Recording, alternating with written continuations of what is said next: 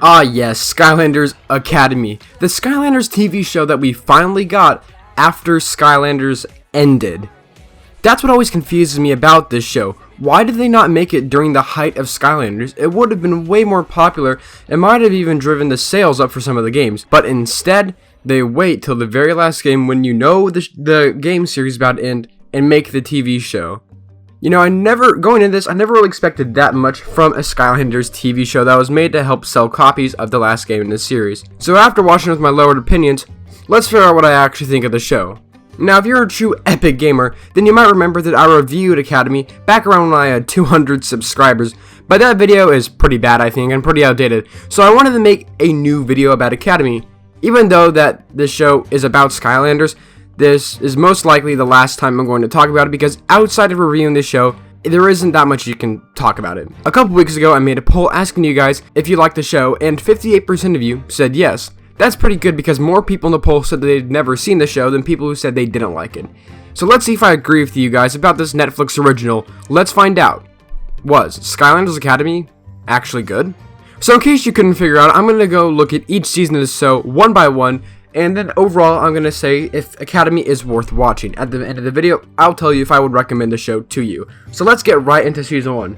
The first episode, the only 40-minute episode of the entire series, sets up the show pretty nicely, showing how our three main characters, Spyro, Eruptor, and Stealth Elf, before they were actually Skylanders, and show them graduating Skylanders Academy. Spyro actually fails becoming a Skylander, but eventually, you know, he actually becomes a Skylander late in the episode, which was, I mean, it was pretty obvious, but I guess it's kind of cool. Chaos infiltrates the graduation, and guess what? Spyro saves the day. Wow, how unpredictable. I mean, I know I'm being, you know, pretty critical about this show so far, but I think it's a good first episode. I mean, it is a kid's show after all, so we can't expect that much. Again, though, like I said, I think it sets up the show pretty nicely, and the three main characters becoming Skylanders and getting into their Skylanders team, which also includes Pop Fizz and Jetpack.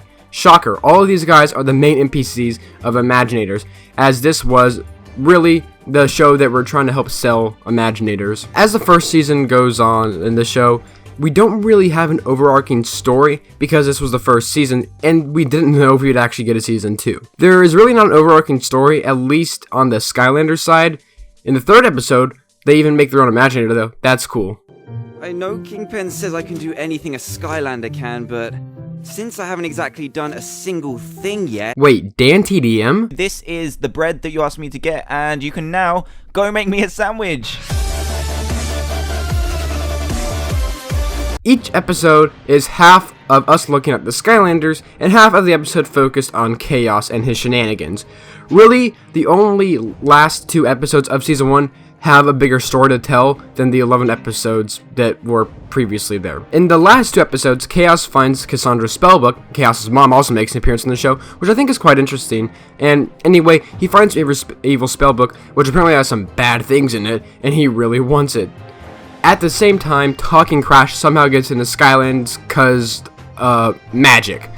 Or something, they never really explained it that well. To bring him back, they need to find a dark relic. How convenient. So as you can guess, the Skylanders and Talking Crash find the spellbook because Chaos is trying to make a deal with Chompy Mage so he can open up the book to impress his mother. Yeah, it kinda gets weird, but in all their fighting, they get the book, and Eon uses it to send Crash back home. But it sucks all the energy out of him, so in episode 12, the Skylanders have to go to the Citadel, or as we know it, the Core of Light, to get some energy for Eon so he won't die or something. At the same time, the Doom Raiders, Chaos, and Chaos's mom all try to find her spellbook at the same time. Eventually, Chaos's mom and the Doom Raiders end up fighting, and Chaos is forced to choose sides between his mom or the Doom Raiders. He actually sides with the Doom Raiders, so Chaos's mom leaves Chaos, since he sided with the Doom Raiders, like I said. But since he did side with them, they actually take them home with him. The Skylanders get back to the Academy literally 2 seconds after everyone leaves, and with all the fighting between Cassandra and the Doom Raiders, neither side actually ever got the book. So, near the end of the episode, we actually see Eon meet up with Cassandra, and he gives her the book, the evil spell book, which is interesting. Maybe Cassandra isn't evil? I don't know. But then after that, we see Cassandra fighting off something that's trying to get back into their world. At the time, we don't know this, but this is Strikor. Like I said, making us think again, is Cassandra actually evil? The very last scene is the Golden Queen telling Chaos that they'll need his help to try to find Cassandra's spellbook so they can take over Skylanders. Bad guy stuff. Overall, This season is pretty solid. Kinda like I said, their only overarching story is between the two last episodes. It is a kids show, so what do you expect? Even with all that, the standalone episodes were pretty good in my opinion. Like I said, overall, I think Season 1 is a pretty good start to the series. Okay, on to Season 2. In my first review of the show, I said that this season was my least favorite out of the three, so let's see if I stay with that opinion. So this season does kind of have an overarching story over the entire thing. It's Spyro wanting to find out who his ancestors are, and it comes up multiple times in this season, but not really that many if you look at the entire season. But the thing is, Spyro keeps getting more and more suspicious that Eon knows more than he's letting on about his ancestors. But really, that's it. It's not that important to the actual season, really, until the last episode. Out of all the seasons, this season definitely has the most standalone episodes, and some of them get pretty weird. Like, Dreamcatcher gets amnesia and joins the Skylanders, but then goes back to the Doom Raiders by the end of the episode. Like, that was such a throwaway episode. It was so unneeded. Another episode where Eruptor finds out he can basically stop time to find things out, which seems like an awesome power that he should use again, but we never see him use it again in the series. Another pointless episode. Pop Fizz gets freaking arrested in one of the episodes because it looks like he committed a crime, but it turns out it was Chomp Mage. Again, another throwaway episode. If anything, the Chaos storyline in the season is actually stronger than the Skylanders storyline. He joins the Doom Raiders, then eventually finds out they are using him to find his mother castle. And then he gets his powers, he gets stronger, and he's actually able to overpower them. That's so cool. And in the second to last episode, Chaos finds out that Strikor is his father. Well, not really. But we don't find out it's Eon until the end of the season of 3, so just go with it. While the Doom Raiders break into his house, but Chaos gave his powers to his mother to show them that she could trust him. Again, they give so much more character development to him during the season, but sadly, since this season mainly focuses on the Skylanders, I stay with my opinion that this is the worst season out of the 3.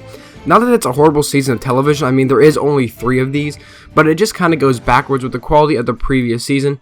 But it's still pretty watchable in my opinion. Okay, the finale. Season 3, the end of the show. Even though they set up Season 3 as a finale, they still make the ending open to a Season 4, just in case they can make more money off of this. Anyway, this season did have the best of having an overarching story, since for most of the season. Spyro is actually evil, and is working for Strikor now, and is trying to find a map to the lost city of Arcus. That's really cool, actually, that Spyro is evil, and you can guess that Spyro eventually starts getting more and more soft near the end of the season, even though he's still in his evil form, and he actually has a hard time siding with Strikor at some points, and actually wants to help the Skylanders, but Stealthel finds out that he's with Strikor, and they are able to separate Spyro from good Spyro and evil Spyro, and evil Spyro and regular Spyro fight. It's a pretty okay fight, but Spyro, I guess, kills evil Spyro. I mean, we never see him again in the show. So yeah, guys, Spyro murders evil Spyro. How do you like that, kids? Hey, look, one of the episodes is called Traitor Among Us. Wait! Again, just like any of these seasons, there are some episodes that are not really needed, and they're not really important to the story. Like, one of the episodes has Kaboom in it that he can suddenly just find out complicated riddles, because why not? But even the episodes that should be throwaway episodes, like Spyro and Eruptor going back in time to talk to past Crash, which should be a throwaway episode that I can complain about, but no, they use the Wampin puzzle box in this episode, and Good Chaos from a different timeline shows evil Spyro how to open the Wampin puzzle box. So this episode actually has importance to the story. Wow! I can say this a lot about the standalone episodes. A lot of the episodes that should be standalone have impact on the story. I also almost forgot to mention that Flynn is finally in the show. It took them long enough, but yeah, this character is Flynn. So he's basically just comic relief, but he does help out the Skylanders, so that's nice. In the last 2 episodes, which really is just one episode, but they put in different parts for some reason, Chaos finds out that Strikor, his father, well, not actually, you know what I mean, doesn't actually care about him, and he just wants to map to the lost city of Arcus. Basic bad guy stuff. The Skylanders, along with Eon and Chaosandra and Strikor, find their way to the lost city of Arcus, but they're too late and Chaos gets there first, which he makes a giant robot come out of the ground, and guess what? He's going to use it to destroy the Core of Light, because Chaos must destroy the Core of Light. Anyway, Chaos flies away and goes to destroy the Core of Light. The Skylanders get launched off the island, but don't worry, Flynn was there to save the day. Striker gets banished again by Eon and Chaosandra, so the Skylanders get to the Core of Light, and Chaos fights them off in a pretty epic fight. But since the Skylanders don't want to lose, they somehow bring Crash and Coco there to help them fight, and they got there because, magic. Just go with it. So right as Chaos is about to, destroy the Core of Light, Eon gets there in the nick of time and reveals that Eon is his father. And this distracts Chaos because he's all like, "What, bro? You're my father? That's whack." Well, that's not actually what he says, but you get the gist. Like I said, it distracts Chaos, and a boomerang Pop Fist through like 10 minutes ago comes back and hits Chaos's robot. And despite it being, a giant robot, this small boomerang knocks over the robot, and it's about to just smash the Core of Light. But Eon, in a last-ditch attempt, makes a big inner shield around it and saves it. However, Eon is nowhere to be seen, so we think he's dead right now, but he's not actually. Once they get back, Chaosandra is named headmaster of the academy or whatever, and Crash is able to get back home because magic, I guess, again. In the last 4 minutes of the show, Eon comes back in spirit form. Well, not really, he's just in another plane of existence, but same thing. He tells Spiral that he can help find his ancestors, but it will take him a long time. This is why I said that even though this was presented as the finale season, they do open it for a 4th season, just in case they can make more money off the show. Anyway, Spiral makes a giant cloud in the sky that reads Skylanders Forever, and this is the last shot of the show. Like I said in my first review, this is such a good final shot of the show, of any show. It's one of the best in my opinion. If you couldn't tell with all my praise of the season, this is my favorite season of the show. I'm just so glad that Skylanders Academy ended off strong. My official ranking for the show would probably be 3rd place going to Season 2, 2nd place going to Season 1, and 1st place going to Season 3. Overall, I think I actually enjoyed this show more when I rewatched it for this time than I actually ever had, which is weird, but like I said in the beginning of this episode, I would tell you if I recommend the show. Now, after all my praise for it, I still can't really say I would recommend it to everyone, but I would recommend it to all Skylanders fans, and I also would recommend it to probably younger kids as well. I don't think adults will find that much out of the TV show, but the TV show's main audience was for kids, so that's fine. But I do think that it's actually a pretty cool part of Skylanders history that I did enjoy. So to answer the question, is Skylanders Academy actually good? Yes, it is good. To the 24% of people that answer my poll saying they've never watched it, if you have Netflix, I would recommend seeing it. Again, the show is only on Netflix, and I think that's for the better. I don't really know what TV network it would belong in. Anyway, guys, I hope you guys have enjoyed this video about taking a closer look at Skylanders Academy.